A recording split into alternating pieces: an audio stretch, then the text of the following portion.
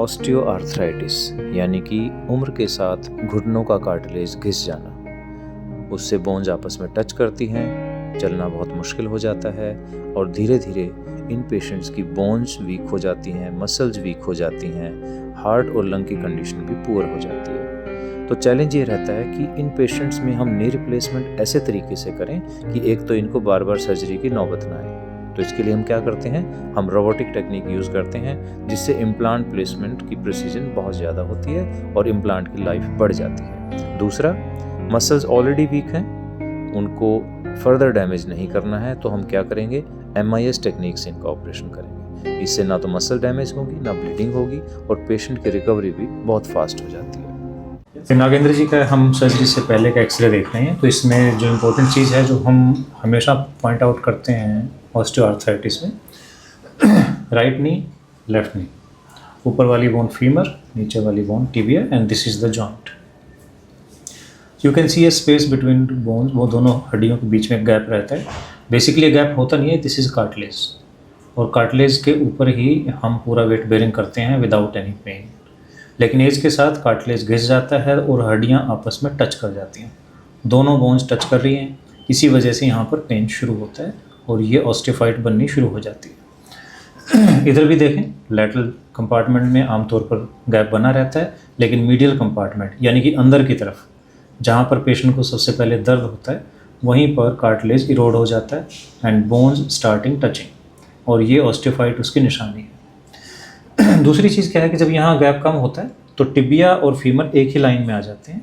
Normally femur ऐसे और tibia थोड़ी सी बाहर की तरफ होनी चाहिए, बट दिस इज़ अबनॉर्मल, यानी कि वेरस डिफॉर्मिटी हो गई है, यानी कि बो लेग्स बन गई हैं, पैर टेढ़े हो गए हैं। Similarly on this side femur and tibia are in the same line, tibia को थोड़ा सा बाहर की तरफ होना चाहिए।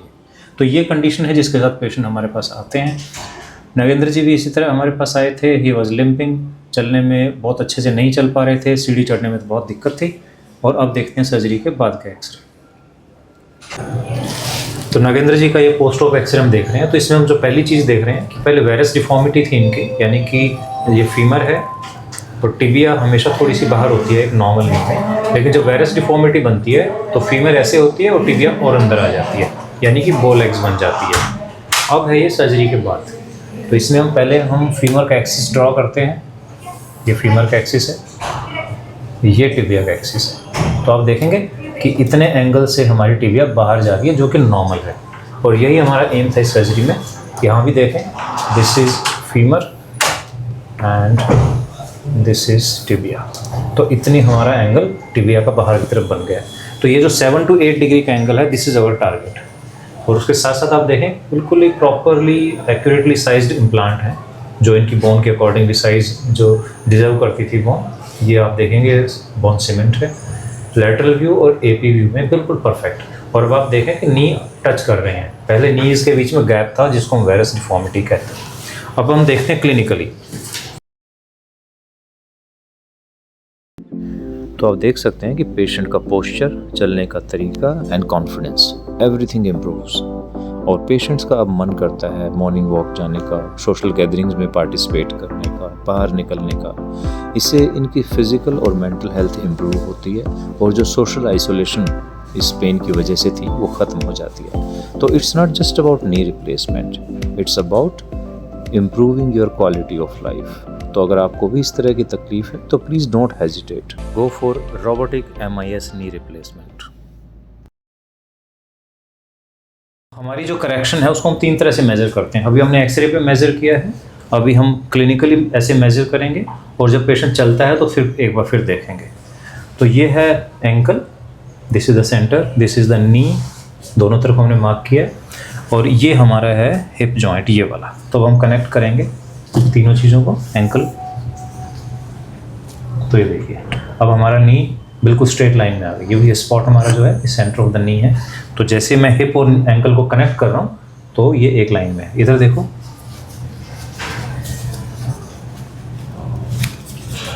ये हिप जॉइंट है, तो ऑलमोस्ट सेंटर में, ऑलमोस्ट हाफ कवर्ड है, तो ये प्रैक्टिकली फुल्ली कवर्ड है। अब यस, दैट्स करेक्ट।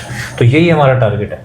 और अब आप देखो, नी के बीच में गैप नहीं है, नी टच कर रहे हैं, एंकल के बीच में थोड़ा सा गैप है क्योंकि टिबिया थोड़ी सी बाहर जाती है, लेग लेंथ बिल्कुल इक्वल है। अब देखते हैं मूवमेंट्स।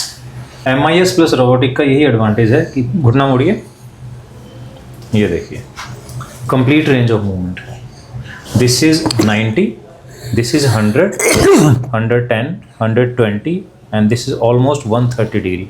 नॉर्मल इंसान का भी इतना ही आता है, यंग पेशेंट में 135 भी हो जाता है। इसको मोड़िए 90, 100, 110, 120, 130, पूरा बेंड हो रहा है। तो इसका सबसे बड़ा फ़ायदा क्या है कि पेशेंट क्रॉस लेग बैठ सकते हैं। हमारे कल्चर में क्रॉस लेग बैठना इंपॉर्टेंट है। बैठो सर, चौकड़ी लगाइए इधर, हाँ ये आराम से बैठ सकते हैं, क्योंकि हमारे बहुत सारे काम रूटीन के ऐसे हैं, चाहे खाना खाना है, इकट्ठे बैठना है या पूजा करना है, तो उसमें ऐसे बैठना ज़रूरी है। तो ऐसे कितनी देर बैठ जाते हैं? आधा घंटा बैठ जाते हैं आराम से? कोई तकलीफ नहीं है। कितना चल लेते हो दिन में? करीब 4-5 किलोमीटर डेली वॉक कर रहे हैं? हाँ, तो मतलब रूटीनली करते हैं हमेशा, इसलिए फिट है? कोई वेट गेन नहीं है, कुछ नहीं है, बहुत अच्छी बात है। देखो, नी का पर्पज़ ये नहीं है कि सिर्फ ये दर्द ठीक करना है, हम आपको वही क्वालिटी ऑफ लाइफ देना चाहते हैं जो आप पहले करते थे, क्योंकि घुटने की वजह से काफ़ी दिनों से कर नहीं पा रहे होंगे वो चीज़ें। नंबर 1। नंबर 2, आपको कहीं भी मिलना है, गैदरिंग में बैठना है, सोशल गैदरिंग में कहीं बैठे हैं, तो ऐसा नहीं लगना चाहिए कि कुर्सी लाओ मेरे लिए, मैं तो कुर्सी पे बैठूंगा, तो वो चीज़ नहीं है। हाँ, तो ये चीज़ हमारी होनी चाहिए।